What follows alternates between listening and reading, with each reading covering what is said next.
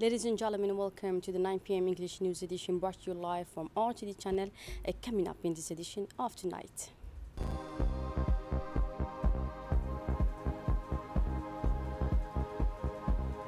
Djibouti submit fifth biennial review report under the Malabo Declaration. And on the international scene, in the past 24 hours, 70 Palestinians were killed in Israeli bombing in Gaza Strip. Those were the top stories, and welcome back in our newsroom. The Prime Minister and acting head of state, Abdul Qadir Kamel Mohammed, met today with the French ambassador to Djibouti, Ms. Dena Burkaresco, at the Prime Minister's office as she concludes her diplomatic mission. And after serving for 3 years, marked by strong effort to improve the relation between Djibouti and France, Ms. Burkaresco discussed key issues with the Prime Minister. One of the main topics was the renewed 20 years defense cooperation agreement, which is a key part of their security partnership in a region facing ongoing challenges, especially in Ethiopia, Somalia, Sudan, and Eritrea. Both sides agreed on the need to maintain close political dialogue and work together on maritime security in the Red Sea region. They also spoke about climate challenges and the importance of developing public policies to support renewable energy and energy efficiency. Both agreed on the need for strong and lasting cooperation in these areas. The government of Djibouti thanked Burkaresco for her important contribution to reinforce the strategic partnership between the two nations. And now in Arta, as Djibouti continues to face a severe drought, the government is increasing help for the most affected communities. On Wednesday, July 16, food supplies, livestock feed, and mosquito nets were distributed in the village of Ali Une, located in the Demerjouk sub-prefecture of Artas region. This effort is part of the National Drought Response Plan launched under the leadership of President Ismail Omar Guelleh. Initially, 26,000 households across the whole country, including in the capital, and all 5 regions were receiving food aid. And due to the worsening climate situation, the program has now been expanded to reach 15,000 more families in the Arta region.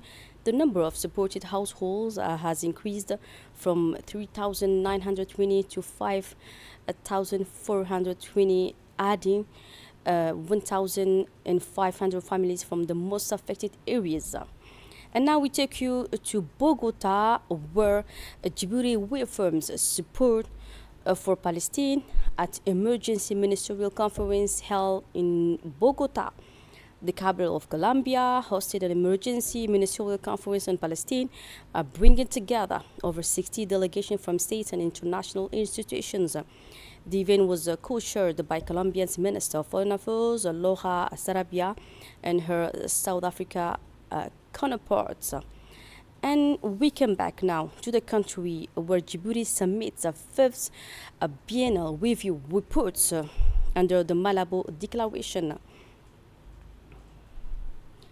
As a signatory to the Malabo Declaration, the Republic of Djibouti has submitted its 5th biennial review report through the Ministry of Agriculture, which serves as the national focal point for the Comprehensive Africa Agricultural Development Program.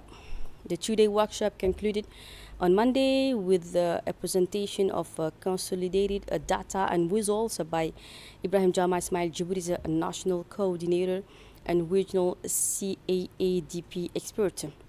The report was officially adopted by sectoral representatives who also shared key recommendations with technical partners such as IGAD and the African Union Commission. IGAD, alongside the AUC and other development partners, has actively supported member states in collecting, sharing, and analyzing data for the biennial review process. Continued efforts are needed to overcome challenges and ensure that future reports accurately reflect progress.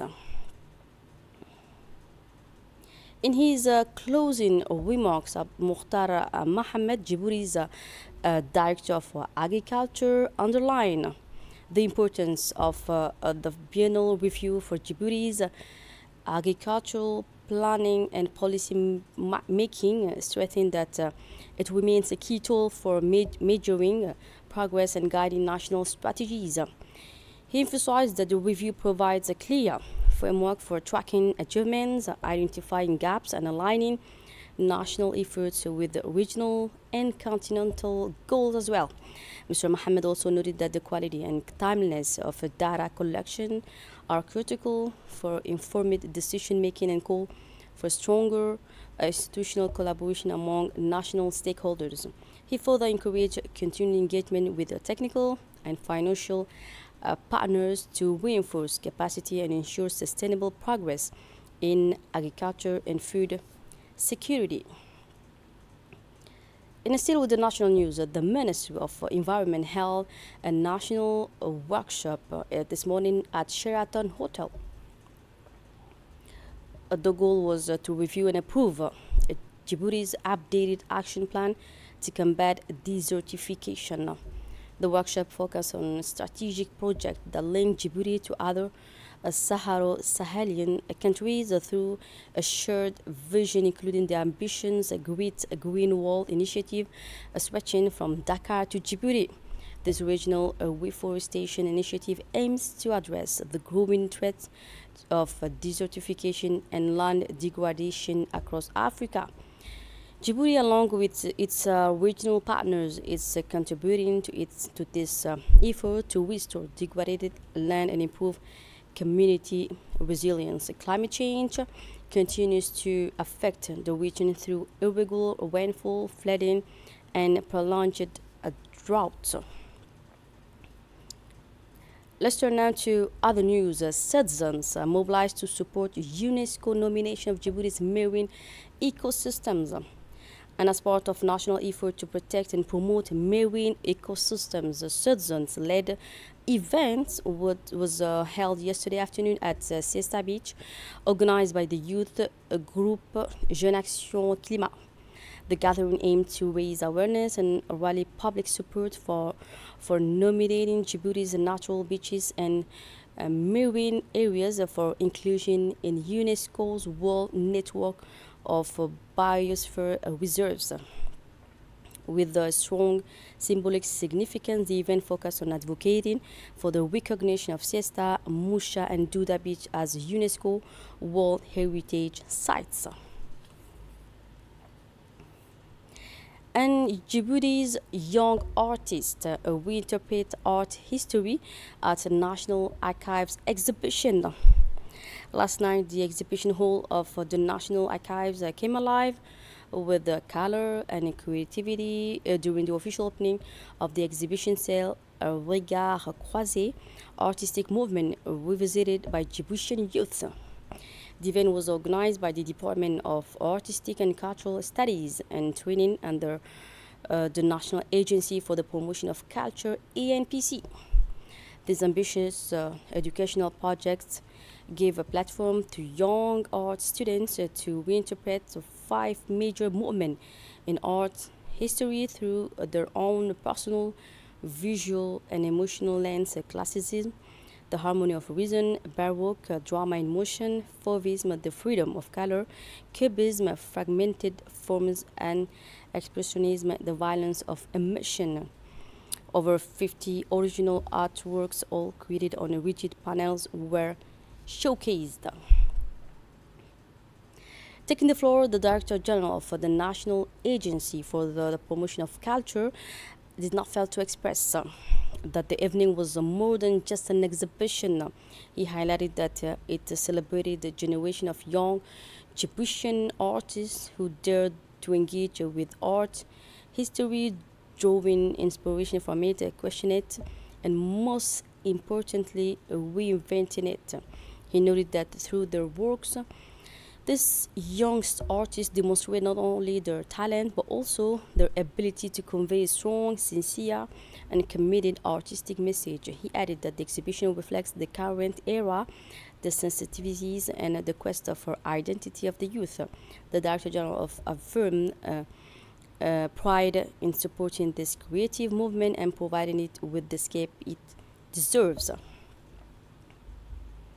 Djibouti holds a workshop on women and media to promote gender equality in journalism, in line with its mission to reinforce media professional skills and promote ethical, inclusive journalism. The Union of Francophone Press of Djibouti organized a training workshop titled Women and Media at the Institute of Diplomatic Studies of Djibouti. Led by experienced journalist Hasna Maki, the session aimed to raise awareness and equip Djiboutian reporters with tools to address gender equality and the representation of women in the media. Through interactive discussion and real life examples, participants explore the vital role of media in shaping perception, combating stereotypes, and highlighting women's economic, social, and democratic contributions. While speaking, the president of the Union of Francophone Press of Djibouti, Kennedy Ibrahim Yunus Hussein, emphasized that the workshop was part of their commitment to equip a reporter with the practical tools to cover gender issues responsibly and fairly in the media. He stressed that everyone has a role to play in breaking down stereotypes and highlighting the vital contributions of women to society. He finally expressed gratitude to the French Embassy for its continued support and to Hasna Maki for her dedication to the cause. Moving on now to the north of the country, where a closing of regional workshops on social cohesion held in Tajura regions. The Tajura region hosted yesterday the final stage of regional consultation for the development of the National Social Cohesion Strategy. The event was held under the patronage of the prefect of Tajura, Mohamed Hamad Abbas, and attended by the vice president of the Tajura Regional Council, Abdul Qadir Umal, representative from the Ministry of the Interior, the Director General of CTID, UNDP representatives, local administrative services, customary leaders, and other key stakeholders. Launched in 2021, this initiative aims to reinforce social cohesion amid global instability, aligning with the Vision 2035 of President Ismail Omar Guelleh. It has already achieved significant milestones, including the adoption of the Khil Charter in 2023.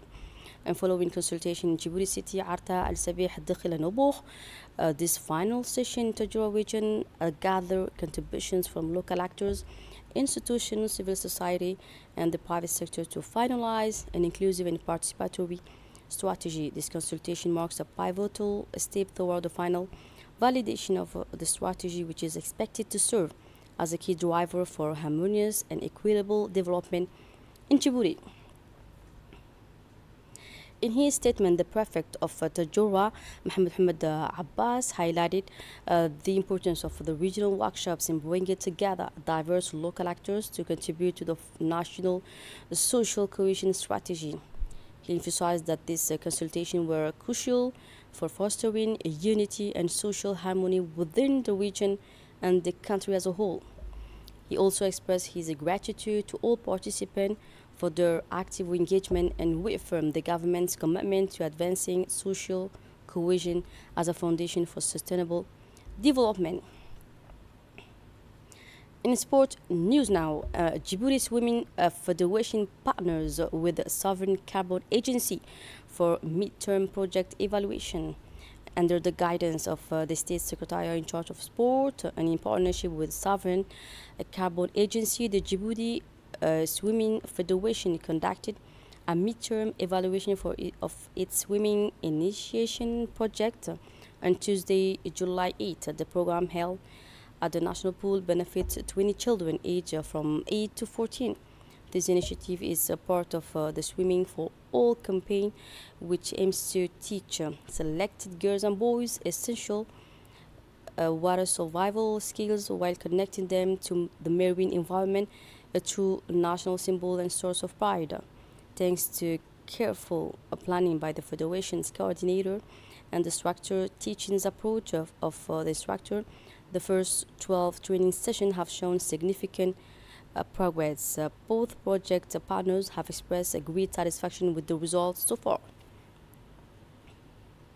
And still in sport news, Djibouti Football Coaches Association hosts a gala to honor outstanding coaches. The Djibouti Football Coaches Association organized a gala event to honor coaches who stood out during the past season. This festive and symbolic occasion celebrated the commitment, professionalism, and passion of the national football technicians, recognizing those who, through their remarkable work, have contributed to the progress of Djiboutian football. Several awards were presented during the evening, including Best Coach of the Season, Revelation of the Year, Promotion of Women's Football, and Commitment to Local Development. Organized in a spirit of solidarity and recognition, the event reflects the AADF desire to highlight the central role of coaches in the growth and success of football in Djibouti.